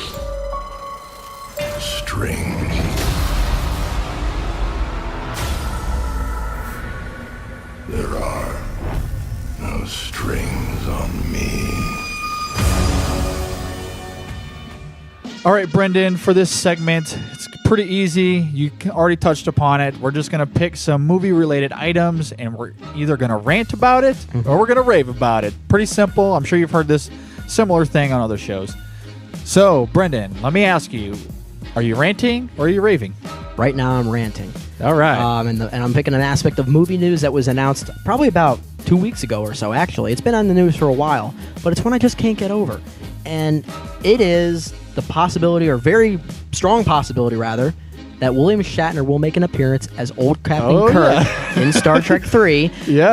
Because one of my biggest criticisms of Star Trek Into Darkness was that they brought Leonard Nimoy back a second time. I am sick of them doing this. I want them to just use this new world as its own new world and have the faith in new material, these new not new characters, but the new breed of characters that we've learned to love. We don't need to keep hearkening to the past on this. I just want to see them take ownership in what they've created, or what J.J. Abrams helped them create with Star Trek in 2009, which was fantastic. And this is different than Star Wars because it's purposefully continuing after Star Wars. So this is a new generation, new breed. So it might not make sense to bring in these old. I feel like they're just kind of. It feels like it's either just phoning it in or feeling like that they have to give fan service for the sake of giving fan service when I don't think they need to do that. I mean, okay, granted, if they are somehow able to write him in perfectly fine and it works for me when I see the movie, then all power to them. But at this point now, I feel like it's lazy. It just feels like lazy writing to me. I want to see them go forward and have faith in new stories and what they can go on and move forward with it. See, I would be kind of interested to hear from other Star Trek fans if that's a detractor or if it's distracting in the movie, because for me, and I know a lot of fans like me that aren't fans of the original series, that don't know much about it, when you saw those original actors appear, to me, it wasn't that much of a disservice because I don't know much about the old things. Like, I don't know much about that character to begin with. So what I know is what's already established in the first J.J. Abrams movie. Sure. So when I watched Into Darkness, I didn't necessarily get that. I thought, oh, maybe that's a cool throwback. I mean, because I knew who the actor was, but I didn't necessarily feel that. But I'm probably in the minority in the sense that I don't know much about this, but I do enjoy the two J.J. Abrams films. I do too. I mean, I think Into Darkness had some flaws, though. I mean, I much preferred the 2009 film, which I thought was fantastic. It was in my top 10 of that year. And then the Leonard Nimoy cameo, I thought actually worked there because it was meant to help kind of push it away from the old generation into this new set of hands, and that's what it was meant to do. But now I feel like they keep going back again, and I don't think they need to do that. Well, do you think Shatner being in this will be do you think he'll have a big role in the new film? I think it'll just be a cameo, kind of similar to what we saw in the Darkness. It was a very quick pick for Leonard Nimoy in there, but again, I didn't like that scene in Into Darkness because I felt like it was just shoehorned in there. I felt like I could see that. Yeah, sure. and that's I just don't want them to be shoehorning things because I feel like they have to do fan service or something. That's what I'm really worried about it, and I just want to see them have faith in what they could create as new. And that's I just want to see them. I want to see new things. I really do. Very interesting. I'd be kind of curious to hear your thoughts then if that happens and if the Shatner cameo works for you or not. Me too. Well, for my first one, I am raving. Big time raving. Let's hope I'm raving too. And for those that didn't listen to this extra film this last week, or perhaps maybe you're dead to the world, there was a new trailer that was released. And I'll just say that for me, when you're speaking about Marvel and the Avengers, I love pretty much everything Marvel's doing, and the new trailer for Age of Ultron to me looked absolutely freaking incredible. And it wasn't just that the trailer was awesome. I mean, I did enjoy the trailer, but I kind of touched on this with DJ on the extra film. I love the way that Marvel handled this. To me, that is quintessential and why I think they're just miles above DC. Immediately after it was leaked, a lot of people probably know this, but for those that don't, Marvel's first tweet from their official @Marvel Twitter handle was, "Damn it, Hydra." Like, that was their first response, which was amazing. And so immediately after that, they just put it up. Like, here's the trailer, here's the poster, have fun, go at it. It was incredible. And then since then, they've announced that since Agents of S.H.I.E.L.D. was going to get kind of screwed on that deal, that they're going to show extra footage, probably the footage they showed at Comic-Con that isn't in the trailer necessarily. So Agents of S.H.I.E.L.D. is going to get a little thing. So the way that they have handled this, to me, was impeccable. It was so awesome. And I love the trailer. I think it's really cool. I love the music from Pinocchio. James Spader's voice is just incredible. It's better than I hoped it was for. Him singing the "you don't have no strings on me" kind of thing. Oh my god, I loved it. Absolutely loved it. I didn't even know they were making a sequel to The Avengers. Is Joss Whedon directing it? Yeah. For those that don't follow the news. Of course, I'm just messing with the world right now. And I too will share your raves there, my friend. This was a spectacular trailer. They got it right. They showed enough to get you excited without giving too much of the plot away, which is what I love about the way Nolan actually advertises films for, like, you know what? I know you've been avoiding trailers for Interstellar, but even all 5 trailers I've seen for that movie have hardly given it that much of the plot away. Which is great. Yeah, but I love that. I feel like we're getting back into the sense that people really want to be surprised when they go to the movie. Yeah. In fact, like, some of my favorite things, I'm kind of going off topic here a bit, but some of my favorite things when I used to go to movies as a kid was seeing the trailers because it was the first time you knew the movie was coming out. Yeah. Now these trailers get posted online like 2 weeks before they actually premiere in the movie theater, and I hate that. It ruins the suspense for me. Completely agree. Yeah. And I love the ambiguity of it. That I think is a big thing because they show that there is dark, serious things happening. Mm-hmm. But you don't know what's going on. You don't really know what's happening. No. And I hope that they continue that because if you go back and you watch the trailers for the first Avengers, one of the things in the trailer is Hulk saving Iron Man as he was falling from the sky. Yeah. Which was one of the bigger scenes at the end of the movie. Yeah. And they completely gave that away in the trailer. I don't want to see that. Don't show me any of that. Yeah, I completely agree. But on to more details on the trailer itself. I think it's spectacular. I too agree. I think James Spader's voice is frightening. I think just the Yes. look of when they show Ultron kind of first being born, it kind of like stumbles out like he's twitching, like he still doesn't have his walk yet. When I first saw that, I thought he was doing that on purpose because he was saying you guys are all puppets and he was trying to mimic a puppet. I thought that was creepy, but no, it's just the way he's walking because he hasn't fully fixed himself, I guess, so to speak, or anything like that. But yeah, he's creepy. I thought the allusions to the Pinocchio song there, I got no strings to hold me. Sure. I thought that was frightening. I thought it was fantastic. I think we finally got a great villain now within another great villain rather within the Marvel Cinematic Universe, which I feel like they've been kind of weak on. Yeah. But it looks incredible. Incredible. I know when Vern was on the podcast a couple weeks ago in our discussion segment, I forget exactly what we were talking about, but he was talking about how he isn't a huge fan of marketing nowadays, where you see a lot of trailers that do this, where they take a pop song and they'll slow it down within the trailer and kind of create some epicness out of it. And I've been okay with it. I mean, I think there's been some pretty cool songs that they've done a good job of that in some of the marketing for some of these trailers. I am a huge fan of this one especially. I think this one really works. This one really works. The slowed down Pinocchio song, to me, it was creepy. It was harrowing. And because of how they were using it to build up Ultron and the way that he was even singing it at the end was perfect. I loved it, especially with Spader's voice, as we talked about. Yeah, it was awesome. this is one of those cases where one of those songs actually does work for the context of the movie. At least it seems to. I mean, it's only a trailer, but other times, I can agree with with that point that you made earlier. Sometimes it doesn't work for me just for the sake of building suspense and changing a classic song. But in this case, it worked. It worked big time. Yeah, I'm also curious to see how Cap's shield is broken, as they showed in the trailer. I can't wait to see Hulkbuster, man. Hulkbuster, man. It looks so awesome, Yeah. And it looks like, to me, especially now that we've seen other news and stuff, that, we know that Tony Stark creates this, and from some of the stuff we've seen in the trailer, it looks like the team might be turning on Tony Stark a little bit, and that could help set up the Civil War. Yeah, I was also going to say that, too, yeah. So it looks like it's all kind of coming together. Looks pretty awesome. Can't wait, man. Can't wait. Yes, we're both raving. Absolutely. All right, Brendan, back to you, man. Are you ranting or are you raving? I've got another rant. Okay. And it may be one that we've talked about. It might be somewhere in the past couple shows, but if not, then I'll only talk about it briefly. And that's Ghostbusters 3 being an all-female reboot, which I personally don't think that sounds that bad on its own. But the fact that it's being directed by Paul Feig, who directed one of my least favorite movies in the past couple of years, Bridesmaids. Yeah. Hated that movie. Didn't think it was funny at all. Makes me less and less interested in this now. I probably won't even... You couldn't even pay me to see it. It's one of those cases, if I'm here to review it with you, I won't see it.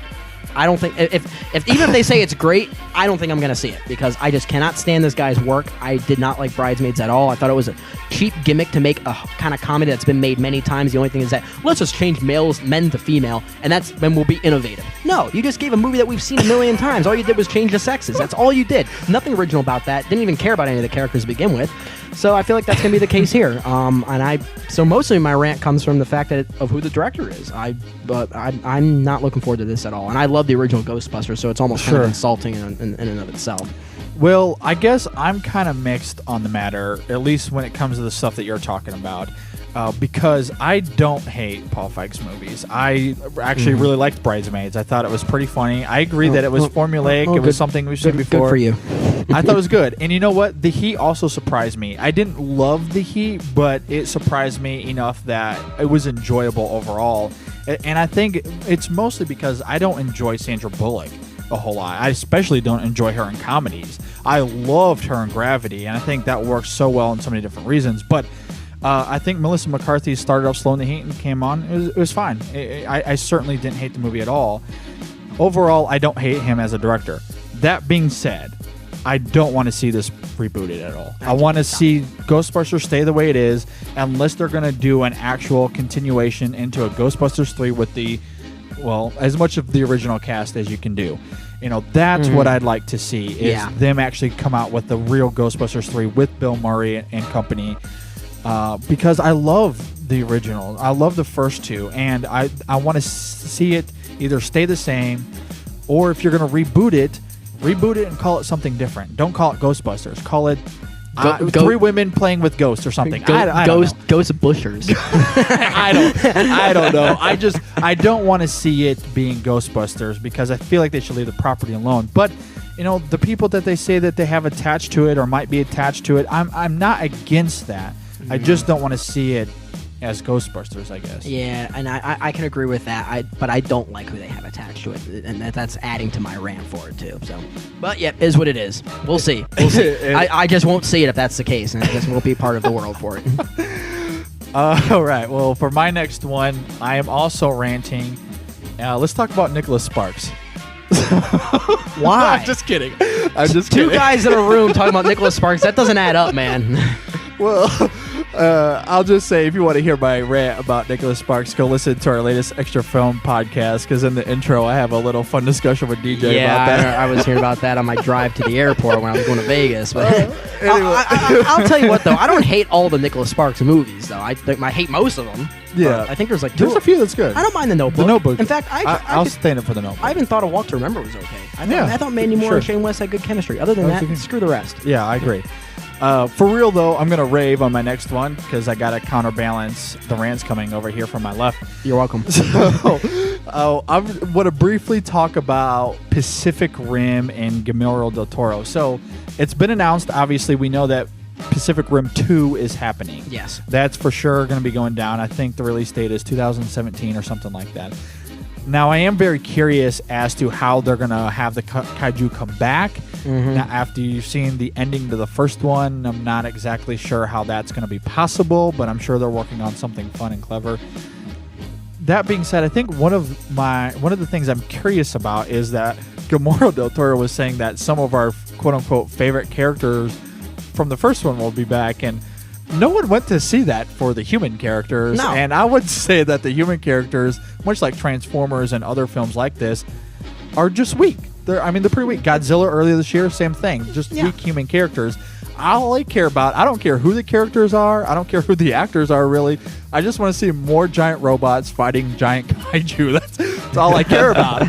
Make that happen and I'll be okay. I don't care who's there. So I am excited for that. But another thing, too, to add to that and why I'm excited and raving about this is Guillermo del Toro also said that they're going to introduce some new things that will hopefully lead to a Pacific Rim 3. So I love that he's looking ahead and looking down the road as to, hey, this isn't just going to be a Pacific 1 and 2, but an actual trilogy. And there's something really cool about saying Guillermo del Toro's Pacific Rim trilogy that I love.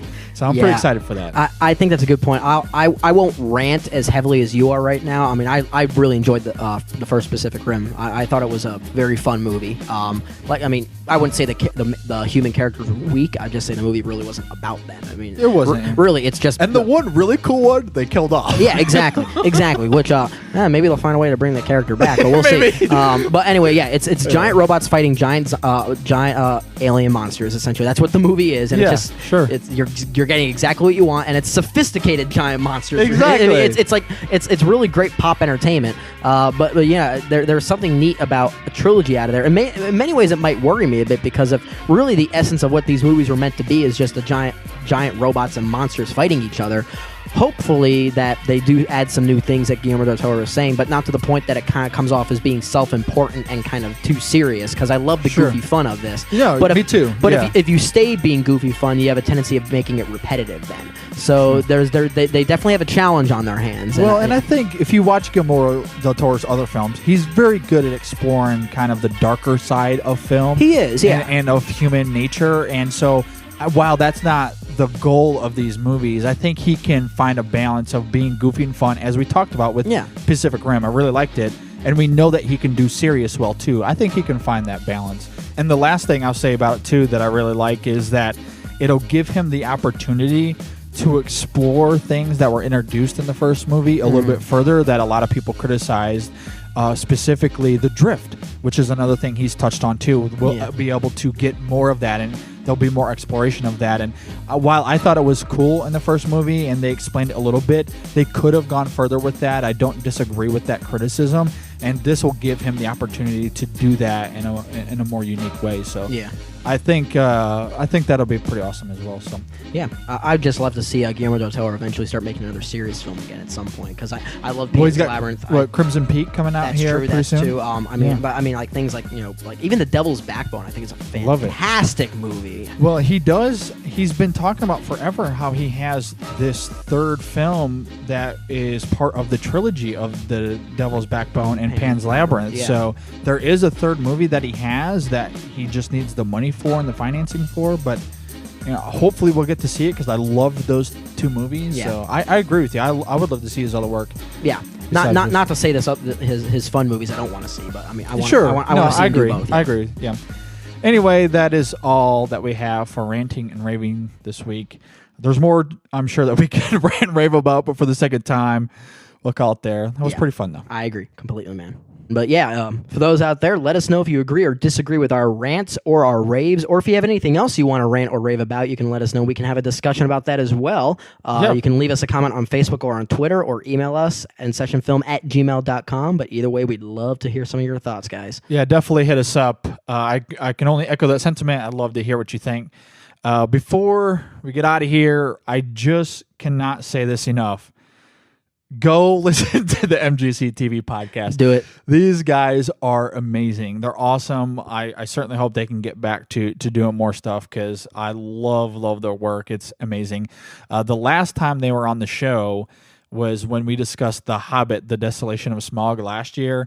Arcturus was on, and one of his buddies, Beast, was also on that show, and it's, to this day, still one of my favorite shows we've ever done. I mean, those guys are amazing. I love them. So definitely go check them out for sure. But anyway, that should do it for this week's show. Again, I want to encourage you to like us on Facebook at facebook.com/InSessionFilm. You can also follow us on Twitter. I'm active on there all the time, so definitely hit me up at InSessionFilm. I'd love to follow you back. You can also hit us up on Google+. Our username is InSessionFilm. And also hit us up on YouTube. You can listen to all of our main shows on our YouTube channel, actually. So you can check us there at youtube.com/InSessionFilm if that's what you'd like to do. And sign up for our monthly newsletter. You can do that on Facebook by clicking the newsletter tab, or on our site at InSessionFilm.com/newsletter. And for more thoughts on the films that we watch, you can check us out on Letterboxd at letterboxd.com/InSessionFilm. We also try to respond to every piece of email that we get, so email us at InSessionFilm@gmail.com. You can also subscribe to us on iTunes and on Stitcher. While you're on iTunes, you can leave us a comment and review there. We'd appreciate some feedback on that medium as well. And also, you can check us out at our Listen Now page on our website at InSessionFilm.com/listen-now. Yeah, and real quick, just to add to that, we don't really say this enough, but we're also on SoundCloud and TuneIn Radio as well, if you like those apps, so definitely go and check that out. And as mentioned earlier, the InSession Film Podcast is supported by our super awesome listeners like you. Once again, if you want to help us, just go to our website at InSessionFilm.com. You can click on our awesome bonus content tab in our main menu to hear that bonus content for just a small donation of 99 cents. You can also check out the brand new, mostly kind of brand new, InSession Film store, or you can just go to InSessionFilm.com/donate, and you'll see a bunch of information there on how you can help us out. You can hear everything we do, and I would highly encourage this, under one roof on our mobile app for just a one-time fee of $1.99. You can find that app on the Amazon Market for Android devices, the Windows 8 phone store for Windows devices, and the Podcast Box app for iOS devices. And all those details are on the site at InSessionFilm.com/apps. And next week on the show, we are hopefully going to get to do Nightcrawler. That is the plan. So I think we're going to be able to. Can't wait for that one, man. Man, I've heard really good things about this one. Jake Gyllenhaal looks amazing. This looks so cool, man. Cannot wait. So, so be sure to be on the lookout for that. We'll figure out a top 3 as well. For our extra film this week, the plan is to do Birdman.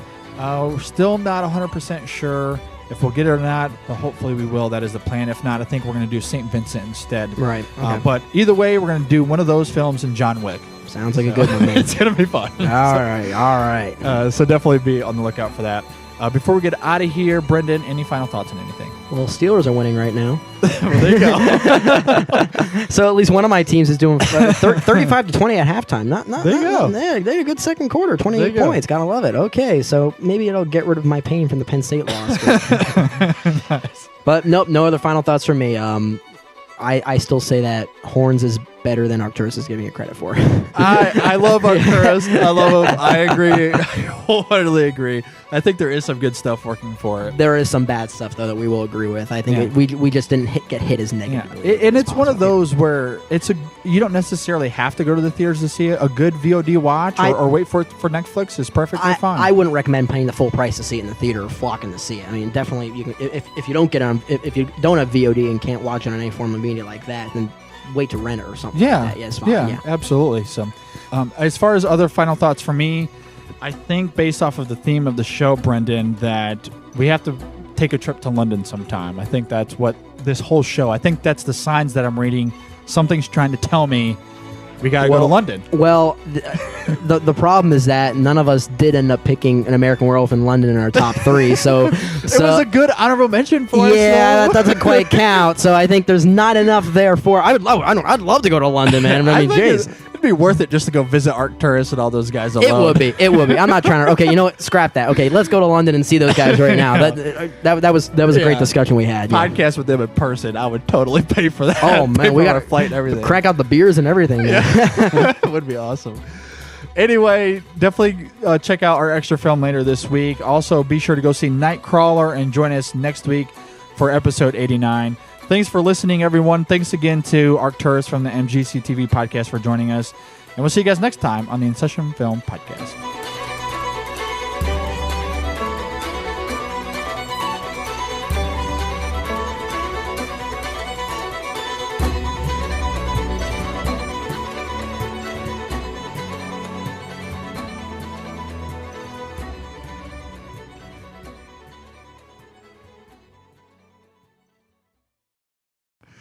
I like it.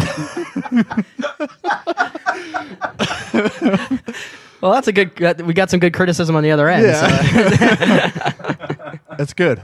That's good.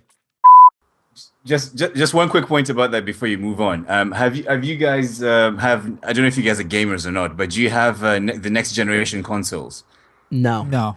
No, I don't either, but I went around to Billy Quick's house, one of the guys in our podcast, yesterday, in fact, and he's got a PS4, and he's got this massive sort of 60-inch plasma, with a surround sound system and everything at his house.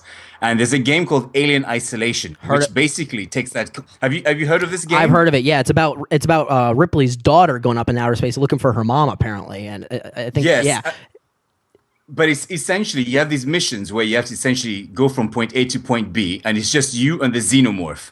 And you can do everything. Like you can hide, crouch under tables, you can go into the air ducts, hide in cupboards, and the xenomorph sort of walks around, stalks you, actually trying to find you. And trust me, I can never play this game. I'd have a heart attack. Trust me, with the lights down and your memories of that film with the surround sound system, my God, I had to stop playing it. I couldn't. Yeah, I'm sure. I was like, this is too much. This is too intense. Yeah, I wouldn't be able to do that either. That is awesome. Fantastic. I might have to get a PS4 just to get this game now. That sounds amazing. Wow, fantastic stuff. For the entire version of our podcast, be sure to subscribe to us on iTunes or on Stitcher, or check us out online at InSessionFilm.com.